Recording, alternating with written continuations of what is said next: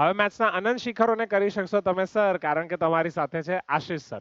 Welcome to this amazing platform एवीज Anantyam math way together which is excellence in maths towards infinity. कैसे हो बच्चों आप सब? उम्मीद करता हूं मैट्रिसेस एंड डिटरमिनेंट के शॉर्टकट्स आपको बहुत ही अच्छे लगे होंगे. प्लीज कमेंट कर दीजिएगा, मैं आपकी सारी कमेंट्स पढ़ता हूं और मुझे बहुत अच्छा लगेगा आपको कितना फायदा हुआ मैट्रिसेस एंड डिटरमिनेंट के सेशन से. मैट्रिसेस एंड डिटरमिनेंट के बाद जैसा कि मैंने आपको कमिटमेंट दिया था कि मैं बाइनोमियल थ्योरम के शॉर्टकट्स लेके आऊंगा, तो आज मैं आ चुका हूं बाइनोमियल थ्योरम के लेक्चर 1 के साथ. जैसे मैट्रिसेस एंड डिटरमिनेंट में लेक्चर 1 में हाईली रिपीटेड पीवाईक्यूज, जी हां, मतलब सिस्टम ऑफ लीनियर इक्वेशंस हमने सॉल्व किए थे by the method of class 10th. इसी तरीके से यहां पे मैं बाइनोमियल थ्योरम में मोस्ट रिपीटेड केसेस आज लेने वाला हूं. ऐसे रिपीटेड केसेस जो बहुत बार आ चुके हैं, इवन आज मैं आपको उनका प्रूफ भी दिखाऊंगा कितनी बार वो जेई में आ चुके हैं. और ये वही क्वेश्चन है जो लॉन्च वीडियो में मैंने आपको बोला था कि ये शॉर्टकट इस साल मैंने मेरे रेगुलर क्लास में दिया, तो बच्चों ने 60 पीवाईक्यूज 60 मिनट्स में सॉल्व कर दिए थे. जी हाँ, मतलब ऑन एन एवरेज एक क्वेश्चन 1 मिनट के अंदर. अगर आप यहाँ पे देखें, क्वेश्चन कुछ इस तरीके का होगा. आपको जो भी एक्सप्रेशन दिया जाएगा वो एक्सप्रेशन में कुछ एक्स की पावर होगी न्यूमिनेटर में और दूसरी टर्म में एक्स की पावर होगी डिनोमिनेटर में. बीच में प्लस हो या माइनस कोई फर्क नहीं पड़ता, दोनों के लिए ये आपका शॉर्टकट एप्लीकेबल है. दूसरी चीज, यहाँ पे इनके कोएफिशिएंट्स ए बी कुछ भी हो सकते हैं. हाँ, जो पावर्स है पी क्यू, वो दोनों पावर्स को पॉजिटिव ही रहना पड़ेगा, दैट्स फॉर श्योर. पी और क्यू पॉजिटिव रहने चाहिए, पर इट डजंट मीन कि वो इंटीजर ही होने चाहिए. इंटीजर नहीं होंगे और फ्रैक्शनल पावर होंगे तो भी कोई दिक्कत नहीं है. अगर ऐसा बाइनोमियल एक्सपेंशन, ऐसा बाइनोमियल एक्सपांशन आपको दिया गया है, ऐसा बाइनोमियल एक्सप्रेशन आपको दिया गया है जो कि जेई बार बार रिपीट करता है, आज मैं आपको दिखाऊंगा विद प्रूफ. तो ये बाइनोमियल, या फिर मैं बोलूं कि JEE is in love with this binomial expression. बच्चों, जेई को पता नहीं क्या लगाव है, पर ऐसे बाइनोमियल एक्सप्रेशन वो पूछता ही रहता है. अब ये बाइनोमियल एक्सप्रेशंस के सॉल्यूशंस आप बहुत ही आसानी से निकाल पाएंगे बाय यूजिंग दिस शॉर्टकट. ये बाइनोमियल एक्सपांशन में अगर आपको x to the power m का कोएफिशिएंट चाहिए, तो इसकी जनरल टर्म में आपको r की वैल्यू रखनी है n times p, that is np minus m upon p plus q. जी हाँ, np minus m upon p plus q, बस इतना आपको याद रखना है. Let me show you pyqs related to this concept. ये 2024 का क्वेश्चन है. हालांकि ये जो 2024 का क्वेश्चन था, ये शॉर्टकट के बिना या शॉर्टकट के बाद यूज करने में ज्यादा अंतर नहीं है, इसलिए ये क्वेश्चन मैं आपको होमवर्क में दे रहा हूं. मैं आपको दूसरे क्वेश्चंस दिखाता हूं जिसमें आपका काम बहुत ही आसान हो जाएगा. 2024 का अप्रैल का क्वेश्चन, जिसमें आपको सम पूछा है coefficient of x to the power 2/3 and coefficient of x to the power minus 2/5 in the expansion of x to the power 2/3 plus 1/2 x to the power minus 2/5 to the power 9. तो जैसा कि मैंने आपको बताया, x की power p positive होना चाहिए, plus half, बीच में प्लस हो या माइनस कोई फर्क नहीं पड़ता, कोएफिशिएंट से कोई फर्क नहीं पड़ता. 1 upon x to the power 2/5 बेटा हो जाएगा, इसकी पावर है 9. तो आप गौर से देखें, यहाँ पे p की पोजीशन पे है 2/3, q की जगह पे है 2/5 और n की जगह पे है 9. अगर मुझे इसमें x टू द पावर 2/3 का कोएफिशिएंट चाहिए, तो मैं इसकी जनरल टर्म में r की वैल्यू रखूंगा np minus m upon p plus q, जैसा कि मैंने आपको समझाया.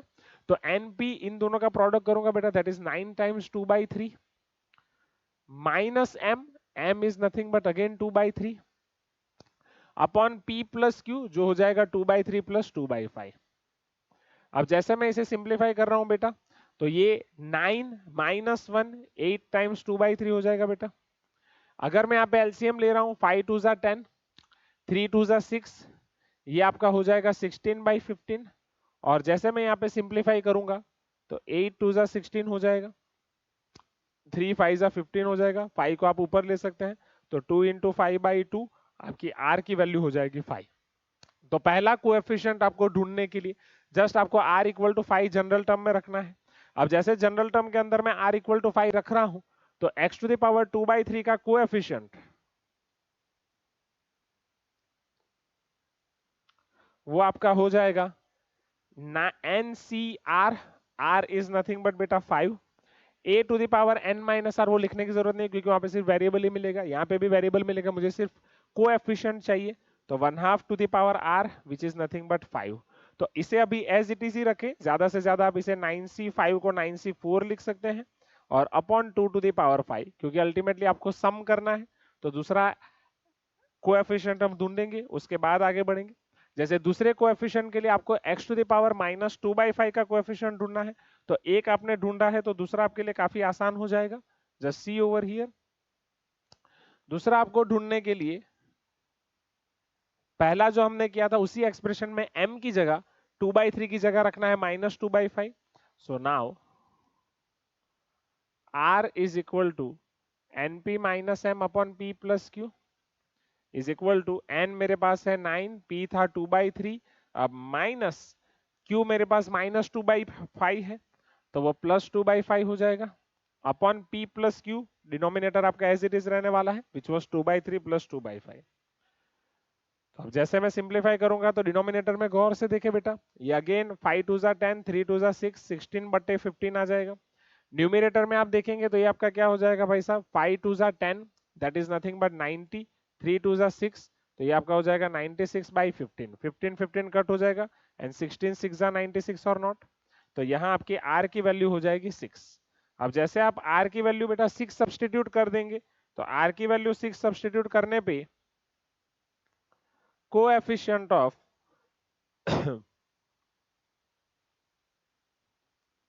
x टू द पावर -2/5 आपको मिलेगा। सेम एक्सप्रेशन, जस्ट आपको r की जगह आ जाएगा 6, मतलब ये 9c6 1/2 to the power 6 which is 9c6 upon 2 to the power 6। आपको इन दोनों का सम पूछा था तो required summation would be 9c5 upon 2 to the power 5 plus 9c6 upon 2 to the power 6। I hope इसके बाद की कैलकुलेशन आप कर सकते हैं, क्योंकि मेरा पर्पस आपको सिर्फ शॉर्टकट दिखाना था। जी हाँ, अगर आप चाहें तो मैं आपको ये भी दिखा देता हूँ। ज्यादा से ज्यादा आप क्या कर सकते हैं, 1/2 टू द पावर 5 को कॉमन निकाल दें। 9c5 और 9c4 आपके सेम ही है, 9 8 7 6 अपॉन 4 फैक्टोरियल 4 3 2 1 प्लस 9c6 और 9c3 सेम होंगे, सो 9 8 7 अपॉन 3 2 1, और 2 टू द पावर 6 में से 2 टू द पावर 5 आपने कॉमन लिया था तो जाहिर सी बात है एक 2 आपको एक्स्ट्रा यहाँ पे मिलेगा।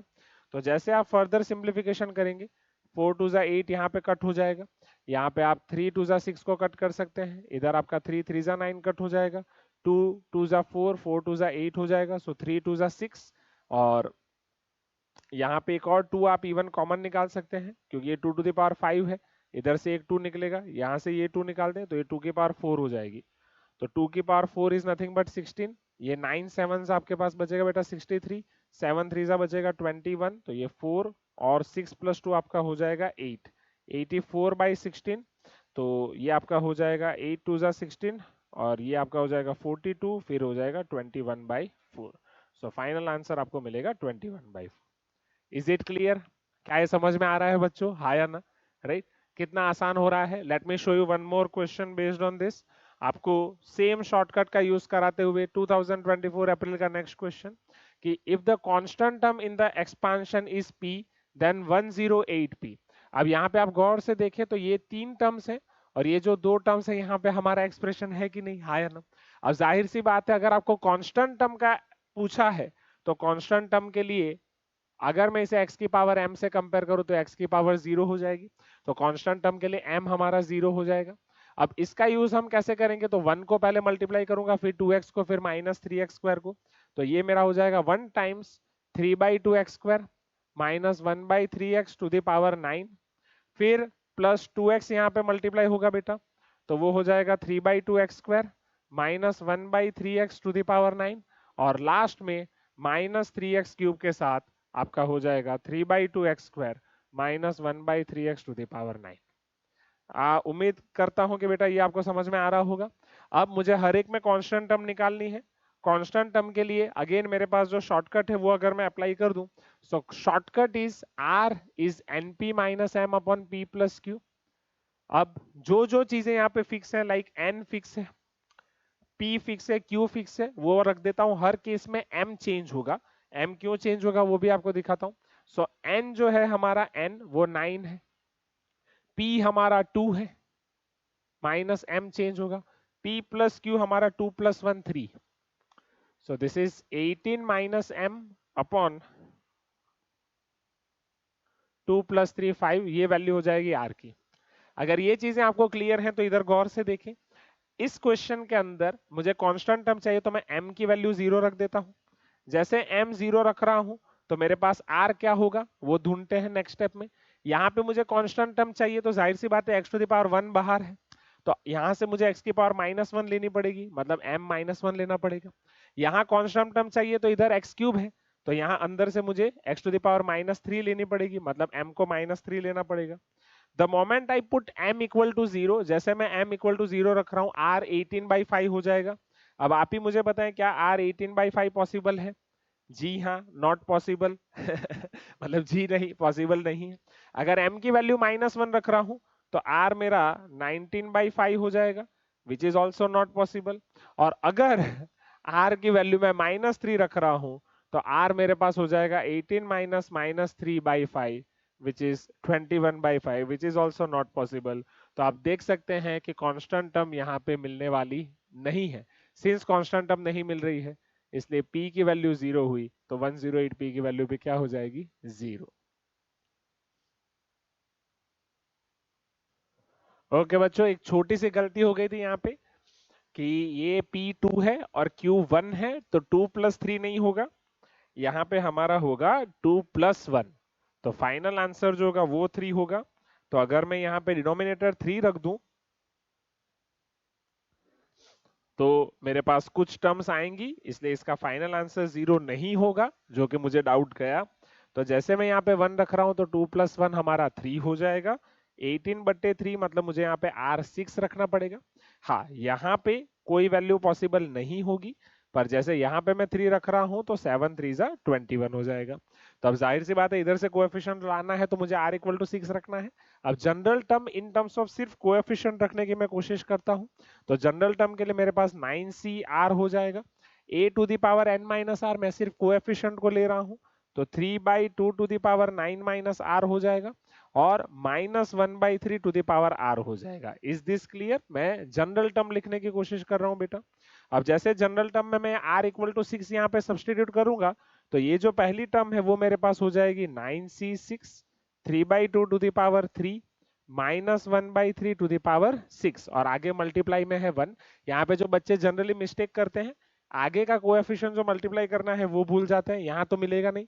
यहाँ आगे का कोएफिशिएंट मल्टीप्लाई होगा -3। ये कई बच्चों को मैंने गलती करते हुए देखा है, तो इस पे खास गौर फरमाइएगा।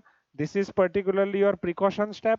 यहाँ पे बच्चे खास गलती करते हैं, ये -3 को भूल जाते हैं और मैं उम्मीद करता हूं कि आप उसे भूलेंगे नहीं।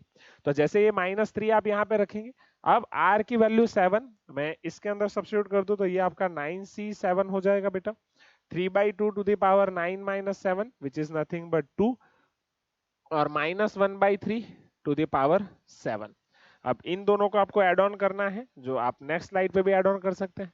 9c6 is same as 9c3। 3/2⁵ which is 3⁻³ upon 2⁻3। यहाँ पे पावर इवन है तो 1/3 आपका 6 हो जाएगा, जो कि यहाँ से मैं कैंसल आउट कर सकता हूँ। जैसे कैंसल आउट करूंगा तो ये 3⁻3 डिनोमिनेटर में बच जाएगा। Is this clear students? बगल में जो मेरे पास टर्म है 9c7, it is same as 9c2। Even जैसे 9c6 को मैंने 9c3 लिखा तो -3 टाइम्स ये आपका हो जाएगा 9c2। और 9c2 के साथ आप यहाँ पे देख सकते हैं 3 का स्क्वायर है, नीचे 2 का स्क्वायर है, 3 का स्क्वायर अपॉन 2 का स्क्वायर इनटू प्रोडक्ट में आप देख सकते हैं -1/3⁷ तो माइनस माइनस प्लस और इधर 3⁻7 हो जाएगी। अगर मैं इसे सिंप्लीफाई कर दूं बेटा तो आपका यहाँ पे एक 3 कट हो जाएगा, ये भी कट हो जाएगा, 2 और 1 3, ये 3⁴ हो जाएगा। और आगे बढ़ते हुए 9c3 which is 9 × 8 × 7 upon 3 × 2 × 1 × 1/2³ × 1/3³ 9c2 which is 9 × 8 upon 2 × 1 into 1/2 square into 1/3⁴। फटाफट इसको ऐड कर देते हैं बच्चों। तो ज्यादा से ज्यादा आपका क्या होगा, आप इसे 8 को कैंसिल कर सकते हैं, 3³ ये 3 × 9 होगा, एक और 3 को मैं कट कर सकता हूँ, तो ये मेरे पास ज्यादा से ज्यादा बचेगा 7/3² 9 9 2 = 18 प्लस यहाँ पे 2 स्क्वायर और 2 8 आपका हो जाएगा। 9 3 स्क्वायर को कट करेंगे तो सिर्फ 3 स्क्वायर बचेगा, that is nothing but 1/9। So if I take LCM, ये आपका 7 + 2 9/18 हो जाएगा, which is nothing but half. और जैसे इस हाफ को आप 108p में सब्सटीट्यूट कर देंगे तो 108p is equal to 108 into half, जो आपका हो जाएगा 54। सो आई होप ये शॉर्टकट आपको क्लियर है बच्चों। कैसा लगा? कैलकुलेशन तो पूरी करनी ही है, शॉर्टकट से आपका जो बीच वाला काम है वो काफी आसान हो जाता है।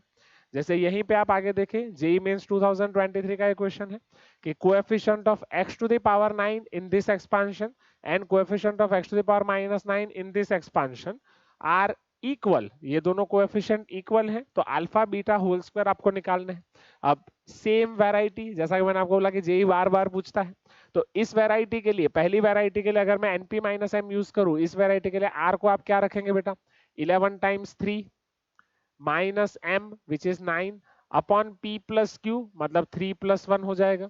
तो 11 3 जा 33, 33 में से 9 मतलब 3 निकाल दे तो 30, और आप 6 निकालेंगे तो 24/4 बचेगा, मतलब r की वैल्यू आपको 6 सब्सटीट्यूट करनी पड़ेगी।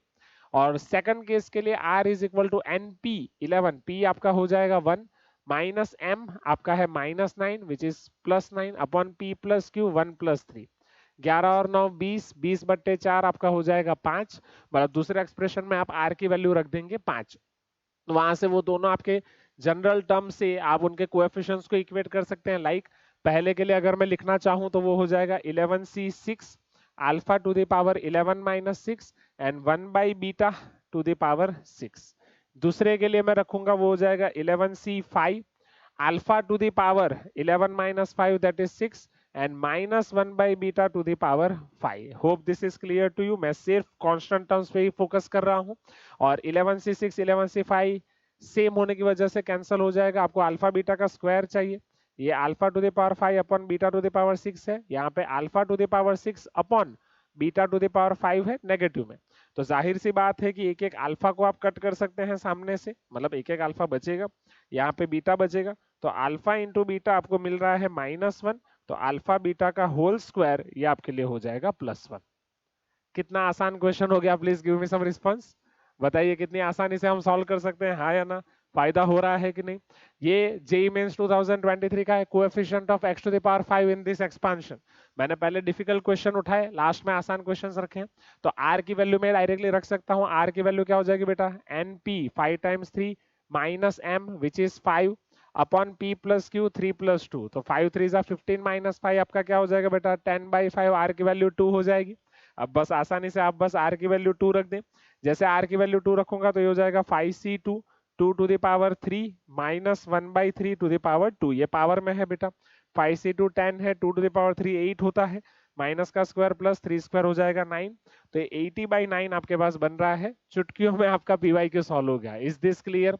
और जो पहला क्वेश्चन मैंने आपको होमवर्क में दिया था, वो पहला क्वेश्चन होमवर्क में बहुत ही आसान है, इवन उसमें आपको ये शॉर्टकट नहीं लगाएंगे तो भी हो जाएगा। तो यहाँ पे हमारा पहला सेशन खत्म होता है बाइनोमियल थ्योरम का, जहां मैंने आपको शॉर्टकट पढ़ाया कि इस टाइप के क्वेश्चंस में आप किस तरीके से x to the power m का कोएफिशिएंट निकाल सकते हैं। आपने ऐसे क्वेश्चंस किए होंगे पर आपको पता नहीं होगा, इसीलिए ये मैं आपको मार्क्स के वेब ऐप पे दिखा रहा हूँ बेटा। जब आप टॉपिक वाइज पीवाईक्यू निकालेंगे, आप देखो कितने सारे पीवाईक्यू हैं इस वैरायटी के। Late me show you this. जैसे अगर मैं शुरू करूं, आप यहां से शुरू कर सकते हो। देखो 2024 का ये वाला question, x to the power 2/3 + 1/2 x to the power -2/5 to the power 9। उसके बाद देखें ये वाला नेक्स्ट क्वेश्चन, राइट, ये देखिए नेक्स्ट, ये देखिए नेक्स्ट, ये जैसा मैंने आपको कराया, ये देखिए नेक्स्ट। आप समझ रहे हो? ये वैरायटी आपको भर भर के मिलेगी, ये वैरायटी आपको बहुत सारे मिलेंगे, आपके काम काफी आसान हो जाएंगे। ये देखिए नेक्स्ट, मतलब मैं बता रहा हूँ 2019 से 2024 के अराउंड 60 क्वेश्चंस बच्चों ने क्लास में किए हैं। बस आप ये वैरायटीज को देखें, भर भर के वैरायटीज है। मैं आपको बोल रहा हूँ आपका बाइनोमियल का मेजोरिटी पोर्शन, मेजोरिटी काम आपका यहाँ पे खत्म हो जाएगा। तो आप देख रहे हैं इसमें थोड़े और हाई लेवल के क्वेश्चंस भी हैं, वो भी आप लगा सकते हैं। तो ये सब उस वैरायटी के हैं, बहुत सारे हैं यहाँ पे, वो सब आप लगाएं, ठीक है। फिर कुछ बच्चे पूछ रहे थे कि सर हम टेस्ट कैसे एक्सेस कर सकते हैं।